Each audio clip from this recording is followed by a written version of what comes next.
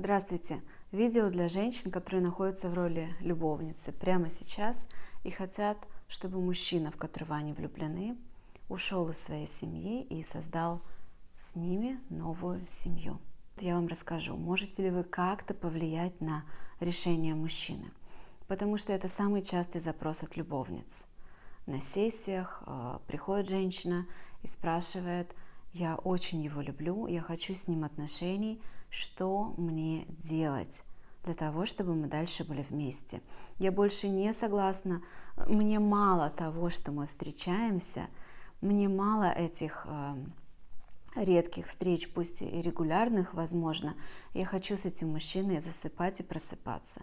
Я хочу, чтобы мы вместе ходили к друзьям, чтобы мы были постоянно вместе. Я его люблю. Я описала коротко картину, то есть это видео для ситуации, когда женщина-любовница искренне влюблена в мужчину, и отношения эти с серьезными чувствами с его стороны. То есть это не про те истории, когда мужчина использует женщину. Поверьте, это ситуации совершенно разные, и бывает такое, что мужчина тоже влюблен, но особенно мужчины, которые ответственные, они часто продолжают жить со своими женами, потому что их объединяет очень многое. И чтобы ответственный мужчина решился выйти из семьи, у него должна быть для этого, действительно веская причина. Я не оправдываю сейчас поведение ни женщин-любовниц, ни мужчин-любовниц. Более того, это поведение даже не оцениваю, не я судья. И поверьте, зрители, вы тоже не судьи чужих жизней, да. Это видео-ответ для того, чтобы уменьшить количество женщин, которые приходят ко мне на консультацию с таким вопросом, потому что это вопрос, правда, самый частый.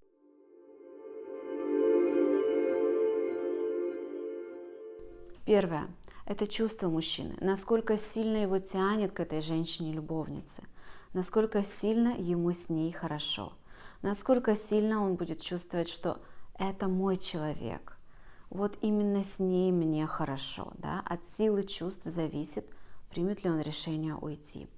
Можете ли вы повлиять, женщина, на факт того, что чувствует к вам мужчина? Честно скажу, нет, на это вы повлиять не можете.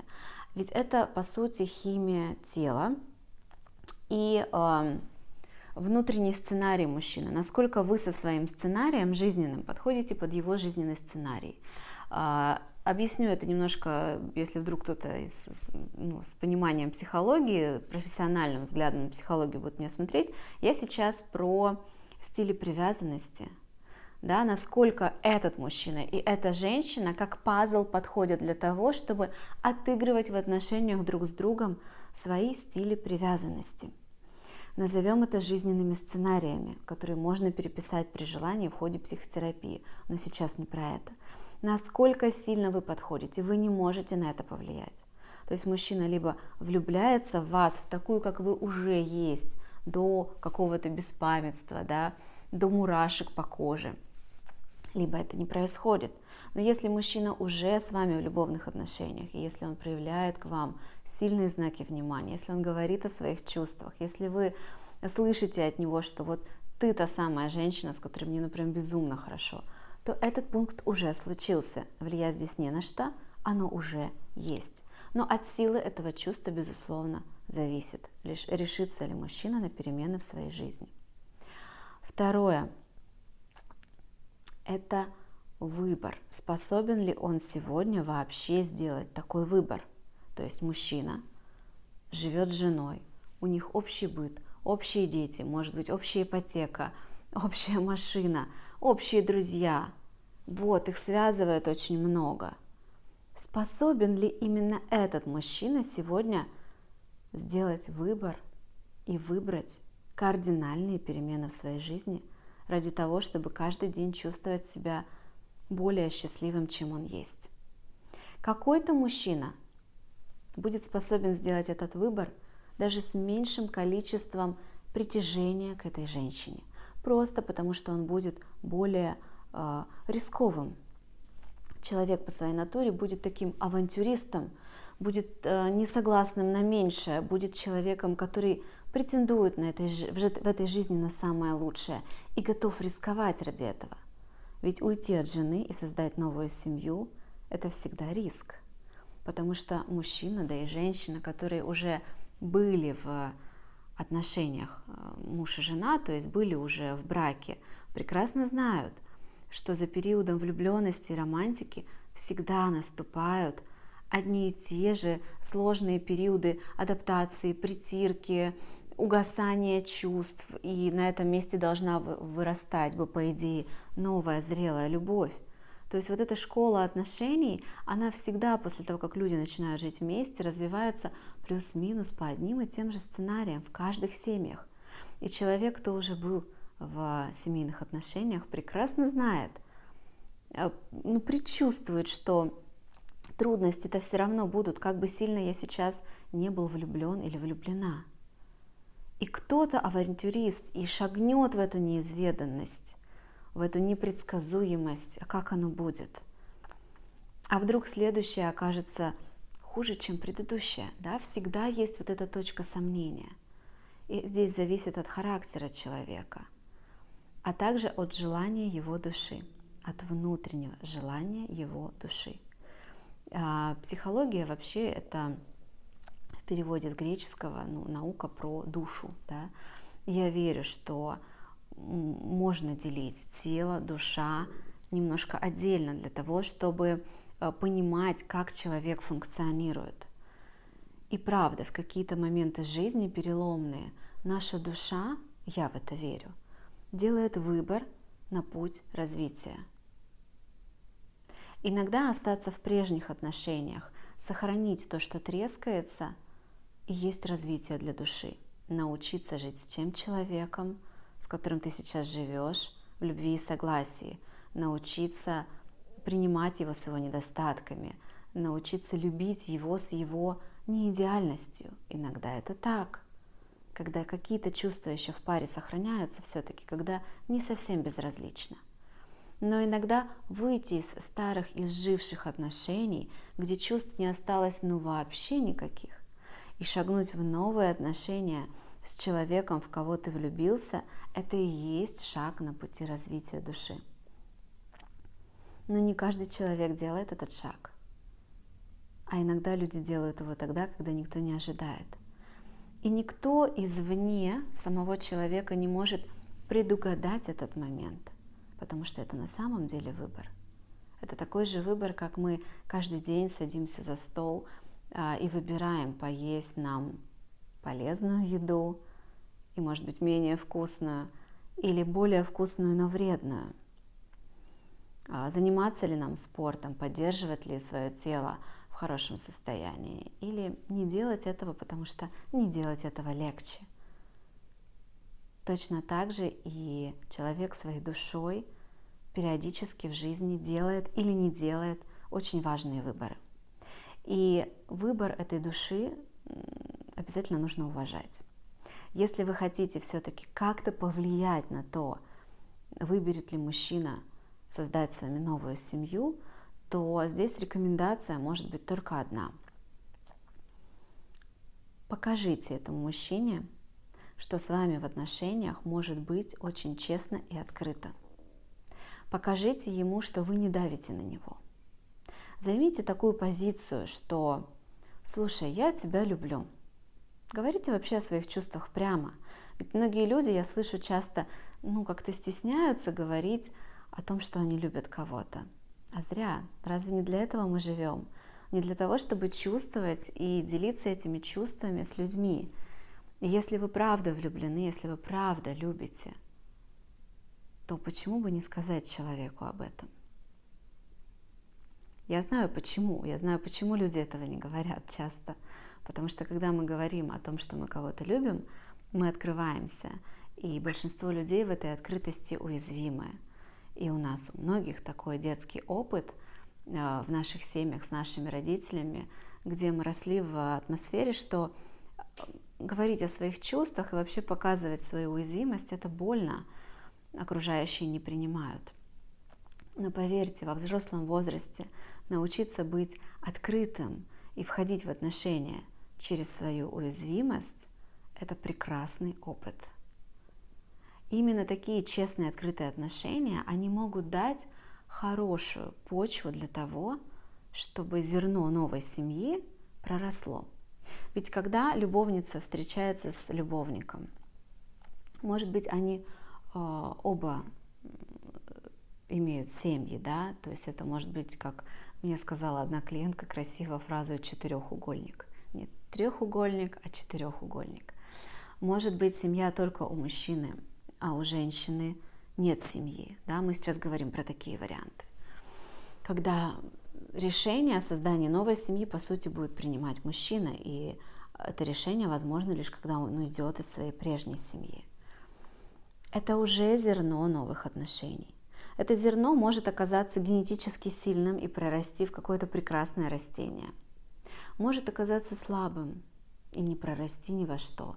Это тогда ситуация, когда мужчина чувствует недостаточно сильное притяжение к женщине-любовнице. А может быть, у этого зерна есть потенциал, мужчина чувствует очень сильное притяжение. Но для того, чтобы он решился, нужно, чтобы он сам боролся за свое счастье в том числе. И отчасти немножечко все-таки зависит, как вы будете строить с ним отношения. Так вот, как строить с ним отношения, чтобы дать эту почву, благородную почву, да, это не гарантирует того, что зерно прорастет, что он уйдет из своей семьи и построит с вами новую. Нет. Не все растения прорастают в самых идеальных условиях, но идеальные условия способствуют, чтобы то растение, которое имеет потенциал прорасти, проросло. Так вот, как же сделать эту благоприятную почву? Что вы можете, что реально зависит от вас прямо здесь и сейчас? Почувствуйте себя женщиной, которая влюблена, которая может честно и открыто об этом говорить мужчине, и которая уважает право мужчины выбирать, быть с ней или нет. Что такое уважать право человека на выбор, быть с вами или нет? Это значит, уважаю я тогда, когда, если ты придешь ко мне, я буду рада, и я принимаю тебя таким, приходящим ко мне, выбирающим меня. И если ты выберешь не приходить ко мне, я уважаю твой выбор, я все равно принимаю тебя таким, какой ты есть. Я могу быть с тобой или не быть, но при этом я не буду на тебя обижаться, вот эти детские чувства обиды. У меня не будет к тебе претензий, я не буду ничего с тебя требовать. Вот эта простота, ясность, открытость и легкость является той самой благоприятной почвой. Это не гарантирует, еще раз, то, что мужчина к вам придет. Но если вы покажете ему таким образом, что вы тот человек, с кем можно строить честные, ясные, открытые отношения, который не давит, не претендует, не просит удовлетворить вашу неполноценность своим присутствием, да, то есть когда вы готовы, что человек может к вам не прийти, вы таким образом убираете с него ожидание того, что он залечит все ваши раны, да, что он не даст вам оказаться в вашей травме отвержения. Вы таким образом все свои личные душевные проблемы берете на себя, и это очень честно. И вот в такие отношения мужчина с большей вероятностью рискнет шагнуть. Потому что, поверьте, обид, претензий, ожиданий любой мужчина уже нахлебался в отношениях с любой женщиной. Потому что в браке, когда люди начинают жить 24/7 в одном доме, когда у них появляются общие дети, общие кредиты, это общие проблемы, там всегда есть какое-то количество, даже самое минимальное, претензий, обид и ожиданий. Ну, просто форма отношений такая, что в любом случае в каком-то количестве это будет. А покажите ему наоборот, что вы женщина, которая ни на что не претендует, которая ни на что не давит, которая рада, искренне любит и искренне рада видеть его рядом с собой. Скажите о том, что вы хотите этого, но при этом оставьте за ним право выбрать не приходить к вам. Кому-то это может показаться сложным. Да, действительно, это нелегко. Здесь много нюансов. оставить за человеком право не приходить к вам, это не значит терпеть все, что он делает, быть с ним десятилетия, когда он вас не выбирает. Нет, да? Сохранить за собой право быть с ним или не быть, сохранить за ним право быть с вами или не быть. Это нужно почувствовать. Конечно же, такая позиция, такое ощущение возможно в каком-то зрелом состоянии личности. Конечно же, если вы тонете в своих травмах, конечно же, если у вас очень сильная травма отвержения, конечно же, если вы впадаете в созависимые отношения, вы тонете в нем, как в болоте, вот эту позицию, такую очень здравую, мудрую, нейтральную, занять будет сложно. Я не обещаю вам, что что-то будет в вашей жизни легко. Я не знаю, как оно у вас будет. Но вот на этот частый вопрос от любовниц: как, что я могу сделать, как я могу повлиять, у меня ответ только один. И я его сказала в этом видео. Я буду очень рада, если это видео кому-то поможет почувствовать это состояние, потому что это состояние действительно очень здоровое, очень мудрое и верное.